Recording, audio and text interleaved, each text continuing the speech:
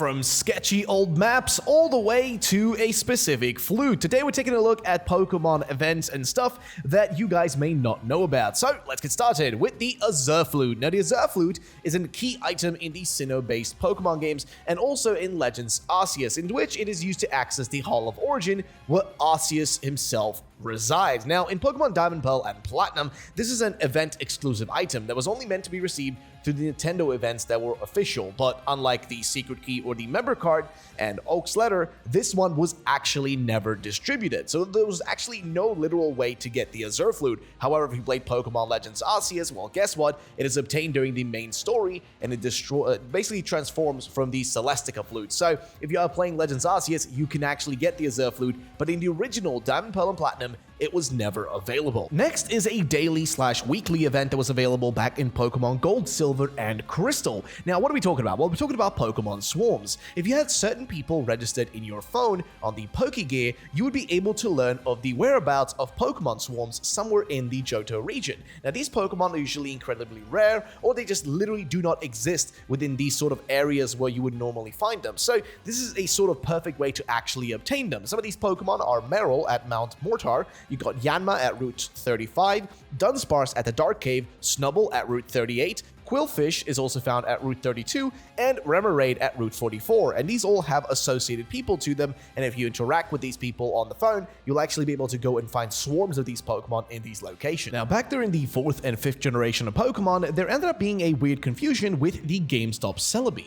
Now, this Celebi was found on the same distribution cartridge as the GameStop Shiny Legendary Beasts. Now, these were basically the legendary dogs, you guys remember them, Entei, Raikou, Suicune, but interestingly enough, there was supposed to be a GameStop Celebi that was supposed to be distributed on a cartridge that was more or less similar to an actual official one that did get distributed. Now, what am I talking about? Well, basically, back in the day, if you wanted to get certain distribution Pokemon, you couldn't just go online and simply just get them. You instead had to go to an actual physical location and get a cartridge that you would then put into your game, and that would actually give you that Pokemon. And in this case, there were two different ones. There was the GameStop Celebi and a regular Celebi that was supposed to be given out. And it turned out that this one never actually ended up getting distributed. It was only sent to a few locations, so only a very few rare amount of people actually got this GameStop Celebi. Then we have the mystery event from Pokemon Ruby and Sapphire. Now, this mystery event was added as a sort of follow-up to the mystery gift feature from Pokemon Gold and Silver, which we'll talk about later.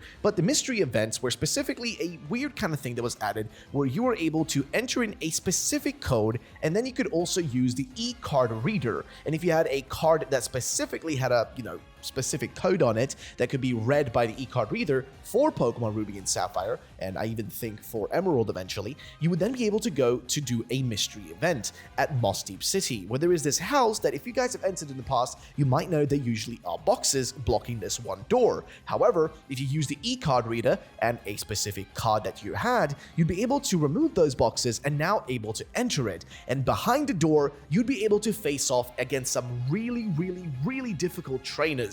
These guys would be very difficult, but also very rare, as nobody would normally be able to fight them out in the regular Pokemon Ruby, Sapphire, and Emerald games. So, if you were able to get any of these e-cards, you were able to actually take on some of the coolest trainers, so bring a very good team if you plan to do this. Next, we have the Altering Cave from Pokemon Fire Red and Leaf Green. Now, this is an event that should have taken place in the game, but never actually ended up taking place. What am I talking about? Well, it's a specific location in the Outcast Island in the Seven Islands. It seemingly serves no purpose other than just, well, being an empty cave that's just kind of there, but there is actually a reason for it. See, it was meant to be a cave that was supposed to be used as a distribution spot for specific Pokemon. Now, which Pokemon am I talking about? Well, the following ones are Zubat, Mareep, Pineco, Houndour, Teddiursa, Aipom, Shuckle, Stantler, and Smeargle. These were Pokemon that were supposed to have special attributes to them, and they were supposed to be found within here. And these are Pokemon that were not able to be found outside of Japan, but within Japan, you actually were able to go inside of there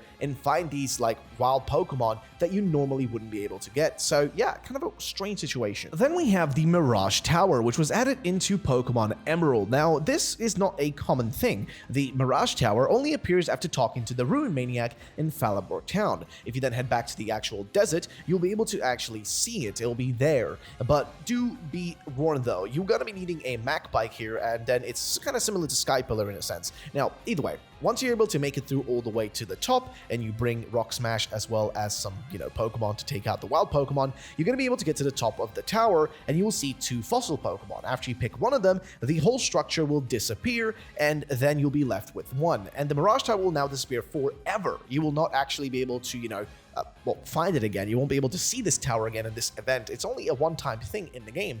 And once this has happened, however, the other fossil falls out and sinks into the sand, and it's lost forever. So this is your way of getting fossil Pokemon within this game, which is a really interesting concept, and I love that they made a whole tower that just appears one time, and that's it. We just spoke about Celebi earlier with the GameStop event, but there is another one. You guys know the GS Ball. It was made famous in the Pokemon anime, and it did actually make an appearance in the games, but it's a very complicated appearance which only really was available for Japan. So to get the GS Ball, all you really had to do was get a, crystal copy of Pokemon, and then you also had to make sure it was a Japanese version. On top of that, you needed a mobile adapter. Now, if you had these 2 things, what you had to do next was sort of connect together and use Goldenrod City as a communication center. So yes, you could pretty much go online in Pokemon Crystal Japan version, which is kind of bizarre. Either way, once you've done this, you're going to be able to go and talk to this lad. After you've spoken to him, you head over to the Ilex Forest, wait for 24 hours, and guess what? You're going to be able to capture yourself a Celebi. Now, it's such a strange event, and it was never available outside of Japan itself, which is really strange, but unfortunate as well. Now, of course, I can't do this list without including Mew in Generation 1. And now, to get your hands on a Mew in Generation 1, which is, more or less impossible, unless you were at a very specific Nintendo event. There were Nintendo events where you would have to literally trade with a Nintendo employee to get the Mew. These were super rare, they didn't happen too often, but if you were one of the people who actually was at one of these events, you were able to get a legitimate Generation 1 Mew. And if you have one today, well, congratulations, you're one of the few. However, there's actually another very cool event for Mew as well, and this was in Generation 4, where you could actually receive a Mew, but you had to do something very specific, which was to transfer over 999 Pokemon to My Pokemon Ranch. If you did this, well, guess what? You would get yourself a Mew. Speaking of Generation 4, another few events that were available back then were specifically 2 things that you guys may remember: the member card and Oak's letter. Now, these 2 have actually been made much easier nowadays with BDSP, but back in the day, to get a member card, you had to go to a Nintendo event and via Wi-Fi or wireless communication, get access to New Moon Island by getting the member card from an employee. And same thing goes for Oak's letter. You would have to do the same thing, get Wi-Fi or wireless connection, and then simply you would be able to enter the Flower Paradise, and the Grissetia would be needed for this. Now, ladies and gentlemen, this is what you would have to do. So that's pretty much what you had to do for those. Now, back in Generation 5, and we're back on the Celebi train here again, but either way, if you had a Celebi from Generation 4 and you put it in your Generation 5 game and then headed over to Castelia City, there would be these 2 people that you could talk to. Now, if you talk to them here, you would actually notice that all of a sudden your Celebi will pop out of its Pokeball and Zorua will actually, disappear, or its illusion will dissipate.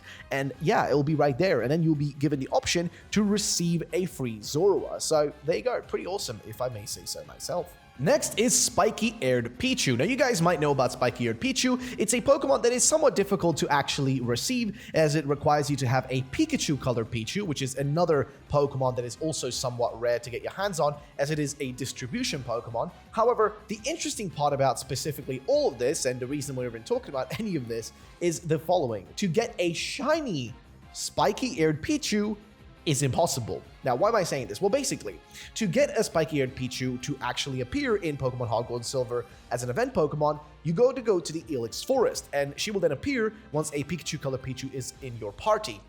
Now, if you bring it to the shrine, the first Pokemon in your party needs to be the Pikachu-colored Pichu, and then the Spiky-Eared Pichu will show up. However, the very important thing is that there is a shiny sprite for the Spiky-Eared Pichu within the code of these games, although it is actually impossible to get one that is shiny. It's literally impossible. You can't do it unless you cheat in a game, but in a legitimate way, you can't get it. And this is because the game assigns the Spiky-Eared Pichu as a fixed personality value that is predetermined according to the trainer ID number and, of course, the secret ID. So this makes sure that the personality value will never result in it being a shiny nor a male spiked Pichu, so it's always going to be a female one, and it can never be shiny. And this is one of those few Pokemon that you will never be able to get your hands on, unfortunately. But I will point out, it's a cool Pokemon nonetheless. The old Cmap is an event-exclusive key item needed to access the faraway island, a location at which Mew can actually be encountered and found and captured at. Now, the only game that this has actually appeared in is Pokemon Emerald, so this is the only location you can find the old Cmap, but it's also kind of impossible to actually get your hands on one, as it was a distribution thingy back in Japan and Taiwan. Now, both the Japanese version of Pokemon Emerald in Japan, and as well as the, well, I guess the Taiwan version, was available at Pokemon Festa from July 17th, August 21st, 2005, as well as the Pokepark from September 1st to 25th, at 2005. Now, the interesting thing is the old Cmap was never distributed in any other language versions. Instead, Mew was distributed directly in several other events for the Generation 3 games, but you were never actually able to get the Cmap. However, if you got one, you would then be allowed to travel to the faraway island with the SS title, where you can find a wild Mew that can be encountered. And then when the player has the old Cmap, if they interact with the woman standing in front of the SS title, you'll be taken there. So yeah, kind of an unfortunate set of circumstances that we never got this in the, well, rest of the world.